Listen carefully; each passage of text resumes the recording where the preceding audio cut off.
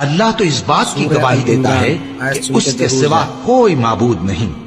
اس حال میں کہ وہ انصاف کا حاکم ہے، اور فرشتے اور علم والے بھی گواہی دیتے ہیں کہ اس غالب حکمت والے کے سوا کوئی لائق عبادت نہیں۔ دین تو اللہ کے نزدیک اسلام ہی ہے، اور اہل کتاب نے جو اس دین سے اختلاف کیا تو علم حاصل ہونے کے بعد آپس کی ضد سے کیا،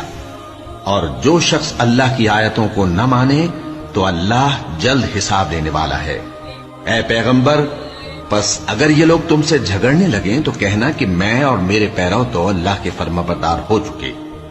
اور اہل کتاب اور ان پڑھ لوگوں سے کہو کہ کیا تم بھی اللہ کے فرمانبردار بنتے اور اسلام لاتے ہو؟